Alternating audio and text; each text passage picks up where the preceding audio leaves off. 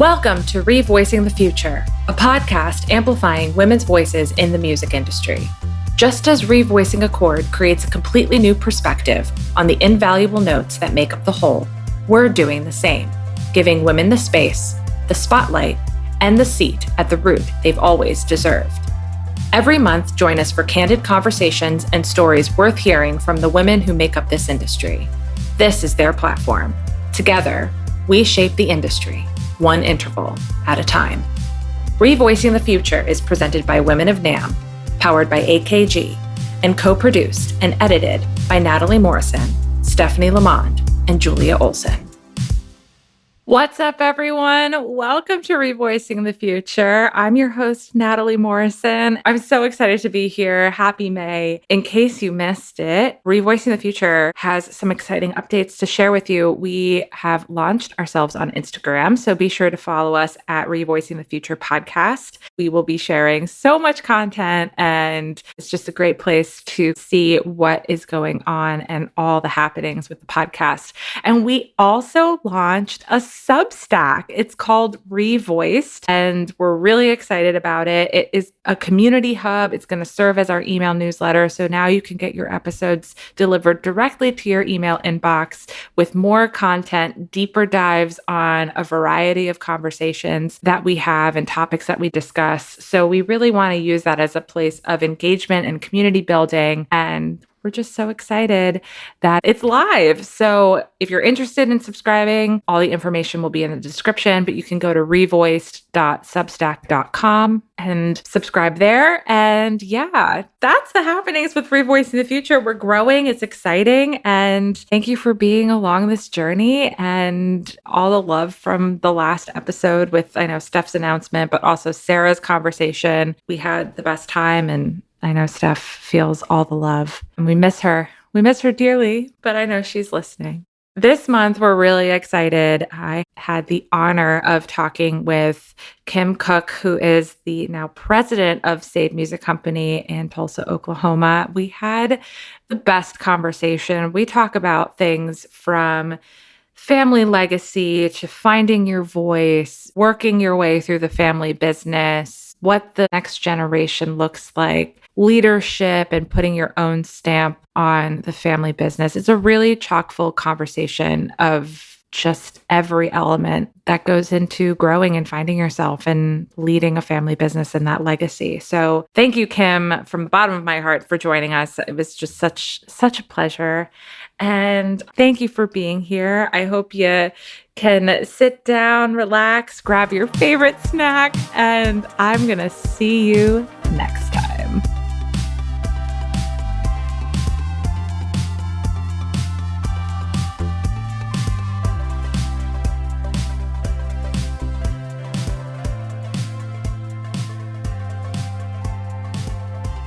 Hi, Kim. Welcome to Revoicing the Future. We're so excited to have you. Hi, Natalie. I'm so tickled to be here. Thank you so much for inviting me. Of course.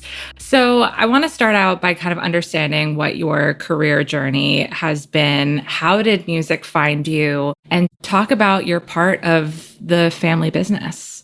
So how did music find me? I come from a musical family on its own, independently of the business. I took piano lessons as a little girl. Was not great, but took it for years until I, like many kids, decided I didn't want to do it anymore. And then I got into band as a fifth grader. So I started playing clarinet as a fifth grader. And I jokingly say that I am a clarinet player, but I'm a bad clarinet player.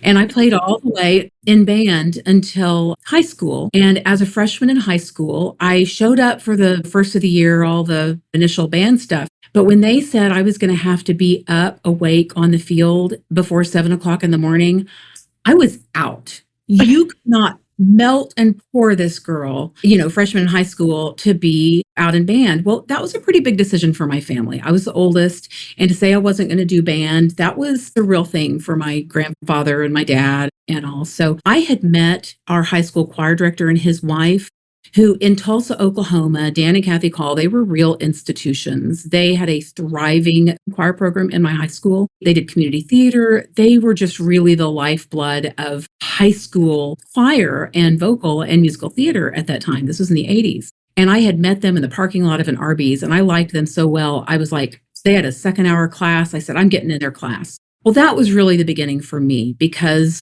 cut to my whole education was around opera performance. I'm a soprano.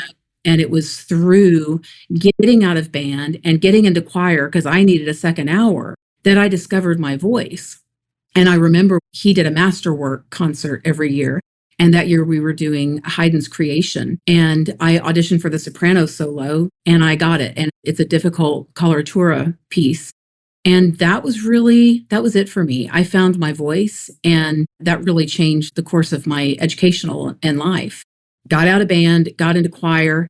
And I remember Dan Call, our choir director, was good friends with the director of Tulsa Opera at the time. We've got a really great regional opera theater here in Tulsa. His name was Ed Purrington, and he got me an audition to be in the opera chorus. And this is a pivotal moment in my musical life because we're talking about this. I remember staying late for a chorus rehearsal for Marriage of Figaro, and I wanted to watch what they were doing. And so I stayed late and just to watch the principals rehearse.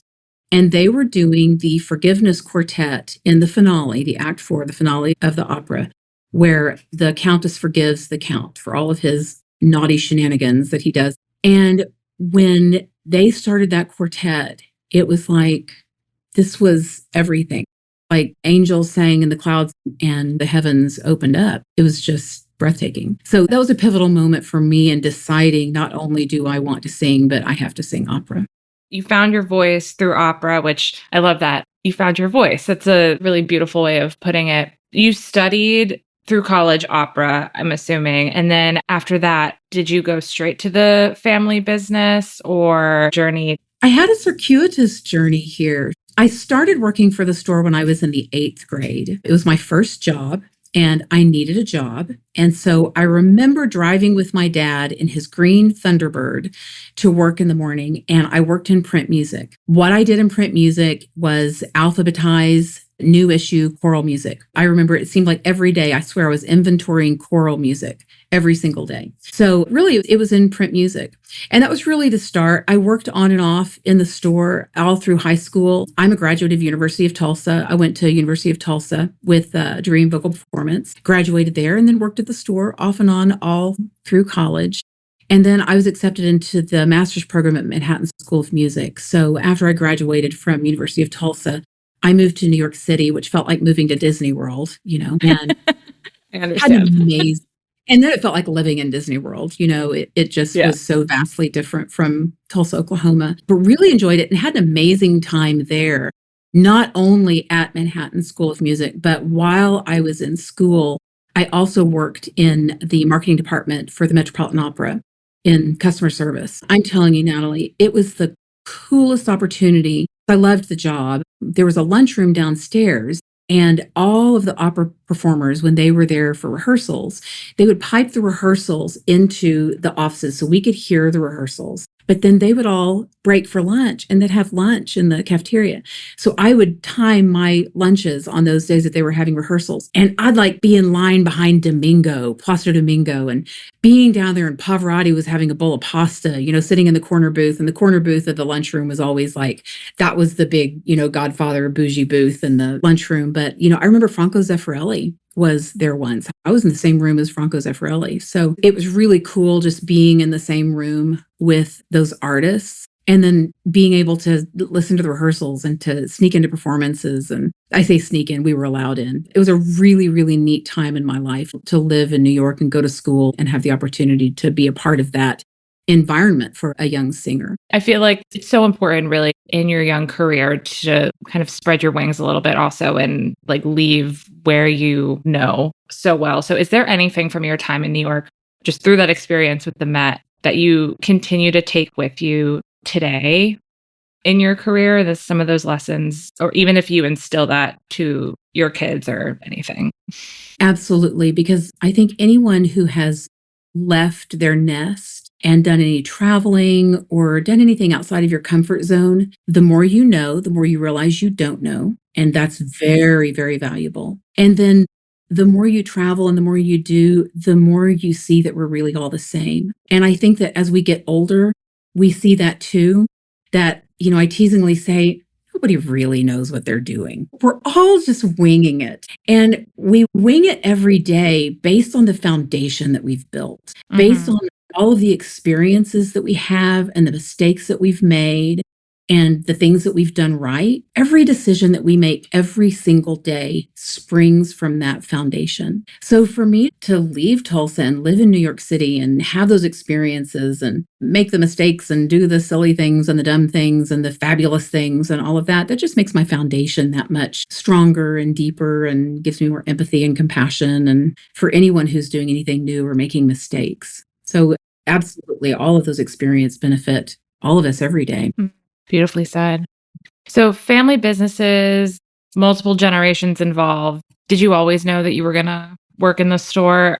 Because you started when you were 8 years old, right? You moved your way through college. Were you still like, nope, going back to the store, this is my plan? Or did you have any other dreams or aspirations that you did first? That's such a good question. I think they were parallel thoughts because I always loved the store. I loved working with my dad. I always felt like I got a different side of my dad because his work ethic, he worked 6 days a week the whole time we were growing up. We were closed on Sunday, but he worked 6 days a week. And I was the only one. I mean, all my siblings worked in the store a little bit off and on, but no one did continuously like I did. And so I just always felt like I had this insight into my dad's day that nobody else did. I knew who he was talking about. I knew what was going on. And I always liked that. There was that relationship with my dad that I always liked. And I loved being around the store and the instruments and the books and all of that. So I had that through line, but I also had a lot of dreams and ambitions and goals around my singing. I knew I wanted to have a family. I wanted to be a mom. And so I never really thought that that was going to gel. It wasn't until I moved back from New York City, and it was really family that did that. I came to a fork in the road. I had been accepted into a young artist program in Brevard, North Carolina. And right about the same time, my maternal grandfather had a stroke and passed. And I was fortunate to get there to him in time, and I got to see him before he passed. But being with my family, I just thought, I love home. I love my family. I'm ready to not do this. And so instead of going to that young artist program, which, in my mind was the springboard to fame, I was going to be a famous. Now, was I really? I don't know. But I made the choice to move back home. And that took me in a different direction. I came back and I worked for the store for about a year. It was still not time for me. I ended up teaching privately and in our Tulsa public schools for 5 years. I taught elementary music, which, God's timing is perfect. I'm so grateful that I had that opportunity to teach in public education and in our community. That informed so much of what I do today.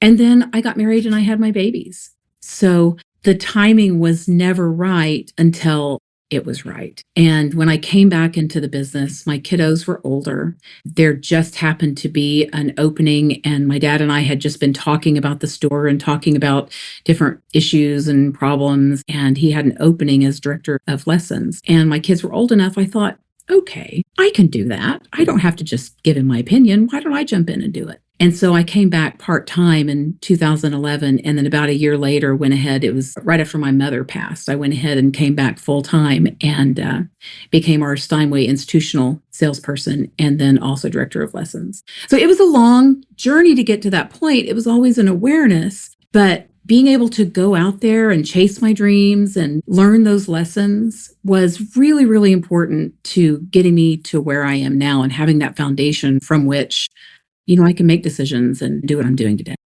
I really love how you said it wasn't your time.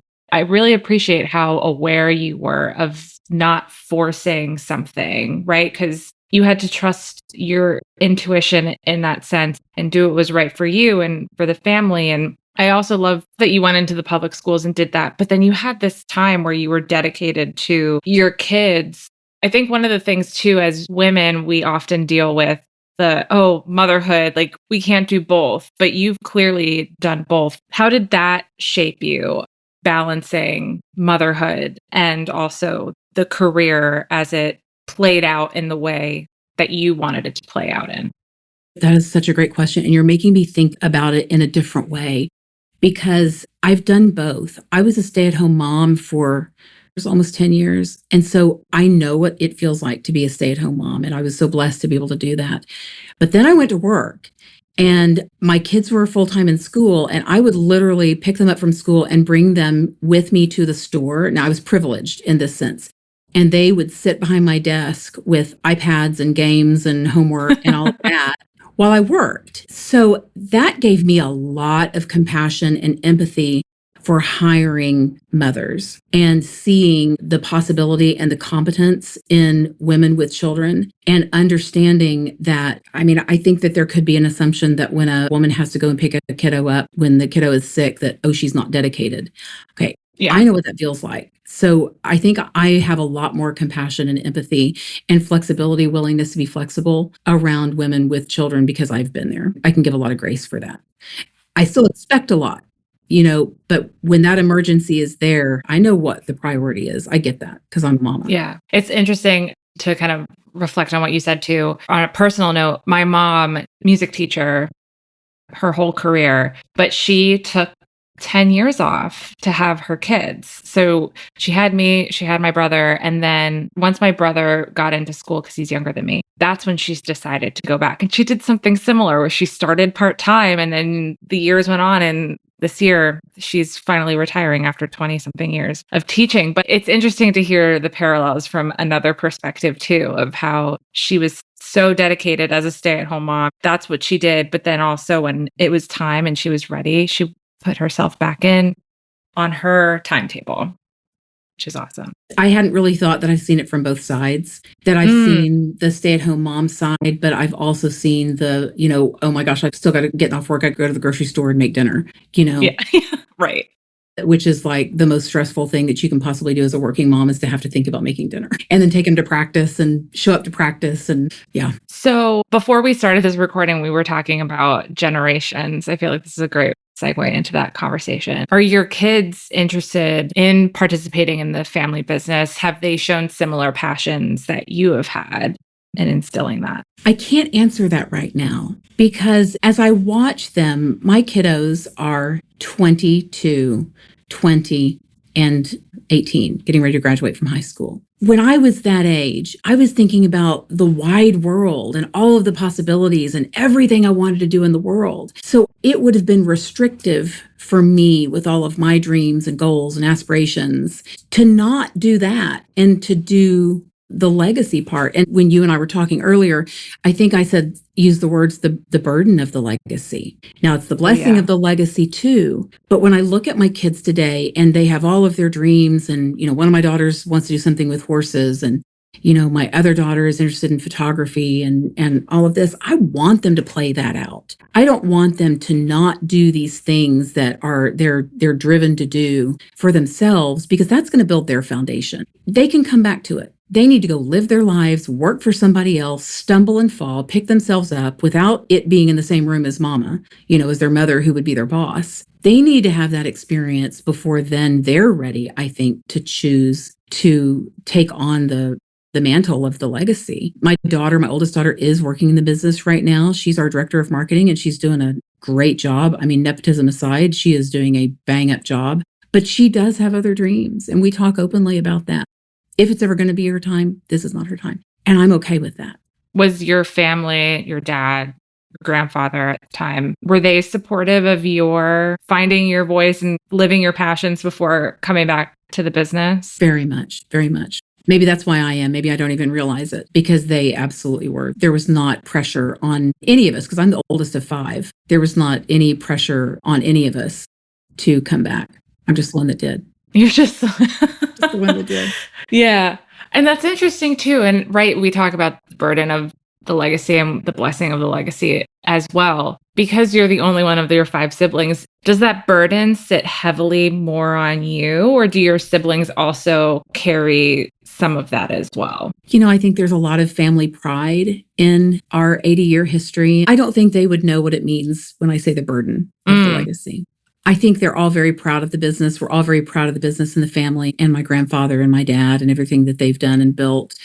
But they have not worked in the business as long as me. And so I don't know that they would know what it means by the burden. And the burden is carrying it into the next generation, carrying the flame and not letting it die out. And I think only until you've worked in the business and you see the challenges, macro challenges and micro challenges, can you really appreciate that. Yeah. I wonder if that's like an older sibling thing. Because as the oldest sibling, I feel like I carry all the stuff from like my family's legacy and what my dad has done. And that weighs a lot on me. Also just because I work in the industry as well. But I'm wondering if that's an older sibling. Yeah. Wow. You've hit on some generalities that I've never thought about, but I think you really nailed it. You know, the generality that we were talking about, that there may perhaps be a generational succession stumbling block. That's really interesting. I think you ought to dive into that. But I'm also an oldest daughter. Same. So I know what you're talking about. It's such a real thing. So you're probably right. I talk about this with my friends all the time of like being the oldest daughter. The thing. It's so real. So every family business has its own DNA, the values, the way of doing things that get passed down. What have you carried forward from your father and your grandfather, and where have you put your own Kim stamp on things? Well, first, how do you describe wet to a fish? This is all I know. Yeah. So now I have been very blessed to have a lot of relationships and participation in all of our industry organizations and our fabulous industry organizations.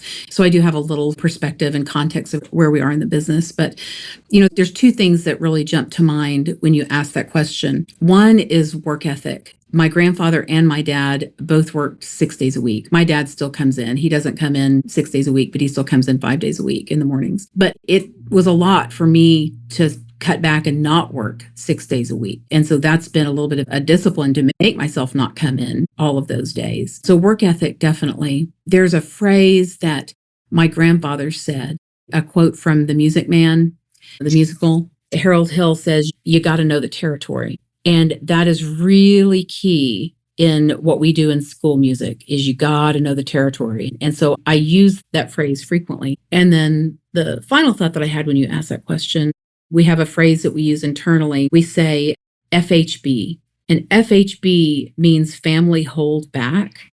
And that came about when my grandfather was young and growing up in the 30s, that anytime his family had company over for dinner, they would, depending on how much food there was and how many guests they had, they would whisper FHB, FHB to each other. And that just meant let the guests have the food first. Don't take your food until the guests. But that has become a part of our company culture. And it really is a servant mentality. It is others first. Whether it's we have guests in the store for any sort of an event, family hold back means employees to the back of the line, or just more philosophically thinking, FHB means others first. Make sure that everybody else is served before yourself. And so I think that really speaks to our whole company culture of serving others. And it really is part of my own leadership culture as well. Where have I left my mark and my stamp? Generationally speaking, culture is a buzzword today that was not in existence when my dad was, 20 years ago, and certainly when my grandfather. But that's a really important thing internally and also for recruitment. And then for our customers as well as our company culture. And so I think developing a culture where everyone feels valued, where everyone feels safe, where we're doing the hard right over the easy wrong every single day, whether it's with our customers or whether it's doing it with each other, that's something that I really, really focus on. If we can be trustworthy to each other, then we are trustworthy with our customers. And so I really, really focus on that with the team. I want this to be a place where they enjoy working and where they feel valued and where they can be proud of it as well.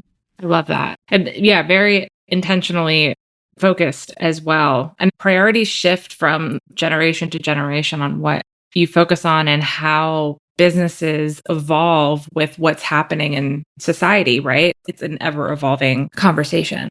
I love that that's a stamp of importance for you on how you develop that. And speaking of leadership, great segue. You were recently named the president of the store. So congratulations. And it's in its 80th year. Thank you. What did that moment mean to you personally? Well, it was very emotional. I had been functioning in that role for several years as my dad had gradually stepped back and I had stepped in, but he did surprise me with it. He told me the day before we turned 80 that he was going to announce it. It was more emotional, I think, than it was like a logistical, functional change because I was already doing it. I think it had more to do with what it meant for him to officially hand over the reins and to step back. And ultimately, this kind of gives me goosebumps and chokes me up. It was his trust in me. It's beautiful. It's like, you fly, you got this. Looking back, how did you prepare yourself for the role of that magnitude? Was it always intentional that eventually this was going to be your path, or did it grow kind of organically through the years? I think when I came back full time in 2011, it was kind of hovering out there on the fringe, but I needed to come back and integrate myself in the business and see if this is something that I could really do, that I was really interested in doing, that was going to be a good fit. Yeah. And over time, that definitely evolved. I went from piano sales and the director of our lessons I was in one of our other locations in Tulsa. We have 2 locations in Tulsa. And it became more and more evident that in order for me to rise in the business and responsibility and learning, that I was going to have to move out of those roles. But I was over at this other location. Our AP clerk had some health issues and she had to quit suddenly. And we had a hole. And I could not tell you even what AP stood for. But Dad and I thought, okay, this is the way to do it. So I moved over to our headquarters and I sat at the AP desk and did AP for about a year. And that was a tremendous education, financial education, operational education, understanding who our vendors were and inventory coming in and out. I mean, that was a tremendous education. And then another turning point really in my own leadership was COVID. I'm an oldest daughter. I love a good catastrophe. Right? Give me a good disaster. Oh boy. I'm going to jump in there and take care of it. I was all over COVID when it happened. I had a plan. I was doing research. I was rolling out procedures and processes and talking people through it and off the ledge. And COVID was a really, really tremendous stepping stone for me because change, everybody, our whole country, our whole industry. I mean, so many things in our industry changed with COVID. But for our company, it was a big generational turnover because we had some managers who'd been with us for a very long time who chose that point. They just thought, this is the time. And so they exited. So there was this sort of leadership shuffle anyway that enabled me to put in my own leadership team. And so really, when I look at my leadership, COVID was a turning point because our new team of management started to become put into place. These were my people. They were speaking my language. These were my values. This was the culture I was developing. We were solving problems that I was seeing, but not just doing the same thing that we'd always done. I look at COVID, for all the chaos that it was, as really when I got some traction. It's interesting how when tragedy, disaster strikes, that's the test of like, okay, how can you, I don't want to use the word pivot. I feel like that was like the biggest word through that time. Like, how do you pivot? Can you successfully pivot? And working through the uncertainty, because nobody really knew really how to navigate, what to do. Just kind of, we all were learning together. So yeah, for sure. I understand that. Outside of Saied, you've held a lot of other meaningful leadership roles, including serving as a NAM board member and also NASMD. Why has investing in the broader industry been important to you beyond the walls of the store? And what have those experiences taught you that running Saied alone couldn't? Okay, thank you for asking that. I'm now vice president of NASMD.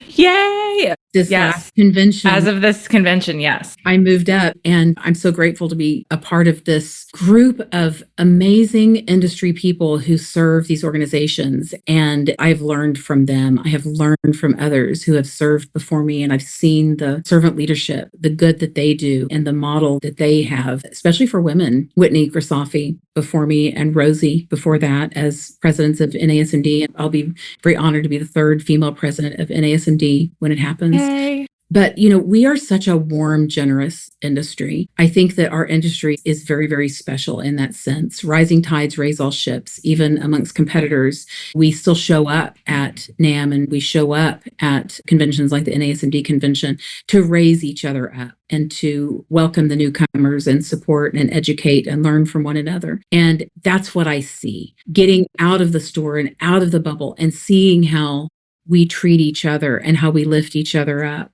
And then, that's just the culture. That's our industry culture. Then certainly peer-to-peer relationships just accelerate all of our learning when we're not having to reinvent the wheel every day in our own businesses. It's so valuable. And the work, of course, that NAM does. NAM is just vital to the success of our music industry and even globally, as so many things are changing globally. And NAM is certainly at the forefront to be that leader globally in the music products industry. I'm very proud of the mission that NAM has and the good that NAM does. And my time on the board was a privilege to work with such other wonderful people and to really dive deep and understand how NAM works and the good that NAM does. And then, of course, NASMD, school services, we jokingly say during rental season that, it's a very big part of our business, the school services. We jokingly say during rental season that it's okay, guys, chill out. We're not saving babies. But we really are saving babies. And we look at it that way, that the work that we do, Saied Music Company, in supporting music educators and supporting families who want their kids to be in music, we all have that story about how school music saved me or my friend or my brother, or school music and theater and arts and even sports. It becomes that place, that shelter for that kid who feels different in school. And if Saied Music and the work that we do every day can help kids through music education, that is our mission. It's not a job, it's a mission. And so everything that we do really distills down into that we're saving babies, whether it's the director on the podium or the kiddos in the seats, or honestly, even my team. That's what we're showing up doing every day. I love it. That's so beautifully stated. Women in leadership roles are an area in our industry that's slowly getting better, right? But we continue to read trends that are moving backwards, right? This past couple of years, we're seeing trends moving in different directions. So what advice do you have for women seeking growth in their careers? And what have you learned through your own personal experience that has guided you? Thanks for asking that, Natalie. I have to speak a little bit to my own experience with my relationship with my dad, because as I've reflected on being a female in our industry, certainly proportionate of female to males, I've seen change in the years that I've been in the industry, but it's still mostly men in the industry. My dad never treated me like a girl. He treated me like a person. And so it really didn't occur to me that I wasn't just a person because of that. As I rose in the industry and took more leadership, I certainly noticed that there were more men sitting in the rooms than women. But at that point, I didn't really care. And so I think what I would say to a rising woman in the industry, and I said this, I've mentored a young woman from another store this year through the NAM YP mentorship program, is don't wait for an invitation. Assume that you should be there. Assume that you are another person in the room, not a woman in the room. You're a person in the room. And that's who's in the room are people. Don't wait for the invitation. Show up, ask the questions, introduce yourself to the speaker. There's a saying that I've told my kids, always thank the speaker. This is like such a networking jewel. After any session or any meeting or any sort of a group activity, once the activity or the session or the meeting is over, stand up, walk over to whoever led the meeting, chaired the meeting, led the session, whatever, introduce yourself and say thank you. It does so many things, and I'm going to say especially for this generation, it forces you to have human-to-human contact. It forces you to touch skin, to make eye contact, to introduce yourself, and bam, you've made a relationship. If a newcomer in the industry, woman, man, anyone, always thank the speaker, go up and do that at any sort of an event, you're broadening your network and you're flexing your social muscles all of the time. But that's really my best advice, to show up and don't wait for somebody to invite you. I love that. The human connection is so vital and an area that our industry does really well. But this generation, this newer generation, because of COVID, steps behind where we used to be. So I love what you said. And I think everyone's journey also, depending on where you sit in the industry too, it's a very personal experience. It's not a unilateral experience for everyone, right? Absolutely. So I really appreciate your perspective also of just like, that wasn't a problem for me. It wasn't until you stepped out of where you were, where you saw some of the inconsistencies. And I thank you for sharing that. That's beautiful. Well, Kim, we love to end every episode with one of our favorite questions.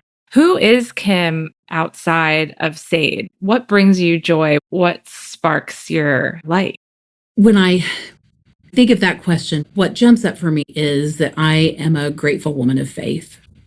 That's how I lead my life. I'm full of gratitude every single morning when I wake up and God gives me another day. I just literally, I say that, God, thanks for letting me do it again. I get another one. Now, what am I going to do with it? What do I get to do with this day? And I really, really, really believe that. I'm so blessed to be surrounded by family and to have the opportunities that I have. And so I want to be a good steward and show up in a way that I'm blessing others. I'm a mom, I'm a sister, I'm a daughter. Hopefully when the season's right again, I might be a singer. I always have something to do. I'm never one to sit around. I'll always find something to do. If I weren't here in the business, I'd find something to do. But I love the store. I love our business. I love our mission. There's a line in Downton Abbey. Love that show. So good. I know, and this quote is so good, where the Earl of Grantham says to his mother, I claim no career, but the nurture of this house and the estate. It is my third parent and my fourth child. And that really resonates with me because this store was my third parent growing up. I walk in and the smell of it, it smells like home, and it smells the same as I did when I was 13. And now that I'm in this leadership position, it's also my fourth child. So who am I outside of the business? Kind of the same person as I am within the business. I'm blessed to be in both places. I love that. Do you still, I know you said like maybe sing in another lifetime. Have you completely stopped singing? So here's the being a working mom thing. Right, yeah. I zealously protect my time. If I'm not at work and doing work for the business, I am doing the work of my mother and my family. Yeah. And as my kids get older, what that looks like changes because they don't need me so much. Here's the dilemma of the working mom. I'm not doing enough. I'm not doing good enough in either place. I'm failing in both places because I can never give 100%. And so a mother's got to give 200%. She's got to give 100% to both. And that's just not possible. So you compromise and you do the best you can in both areas. So because I've consciously chosen to protect both of those priorities, I've not sung in years besides my shower and my own room. So, there could be a time that I get to strengthen those muscles and try that again, but we'll see.